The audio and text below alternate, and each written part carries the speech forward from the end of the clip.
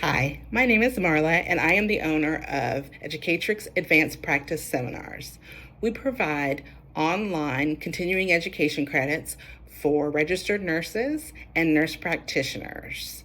They can use these credits to obtain or maintain their state licensure and also to maintain any certifications that they may have. I wanted to share something that I learned with you the other day at my son's asthma doctor's office. So we went for a checkup because my son had not seen the asthma doctor for over a year. So it was time to get his inhalers renewed. So while we were there, I mentioned to the asthma doctor that my son had been having some reflux symptoms because I hadn't thought much about it. I had been treating him symptomatically with Tums. I did know that reflux can cause cough, and sometimes you can have cough and it seems like you might accidentally treat it for sinuses, but it's really reflux. However, what I did not know and what I learned at this visit is that reflux can sometimes mimic asthma. So while I was talking to this doctor and I mentioned, hey, I've been treating him for reflux, he's been having some heartburn, and I've been giving him some Tums occasionally. What the doctor's response was that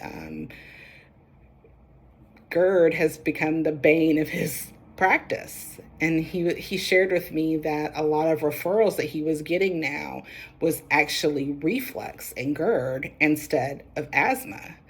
And it's because of, America is overweight and, we've been eating high fat diets. And so because of that, we are getting heartburn more often. And so those heartburn symptoms, the gas that's released from our stomach and stuff, can cause histamine release.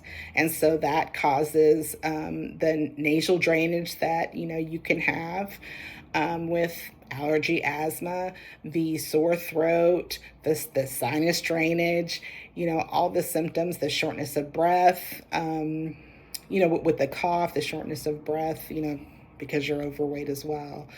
And I was surprised. That's not something I had learned in school. I didn't realize that the gastric juices, release like histamine release and, can cause those nasal symptoms. But when you think about it, that makes a lot of sense because the antihistamines, Claritin, Zyrtec, all of those, really have to do with histamine, right? Suppressing histamine and things like that. So that was something that I can use in my practice. I didn't mention, but I am a family nurse practitioner. Currently, I service the homeless population, and I do see a lot of kids as well. And that's something that I haven't been seeing in the past. So that was a really good nugget for me, and I hope that that helps you as well. If you need continuing education that's relevant to your practice today, that is something that I believe in, that we should be doing our continuing education on. So please check out my website. It's www.educatrixseminars.com, and we'll see you next time. Thank you.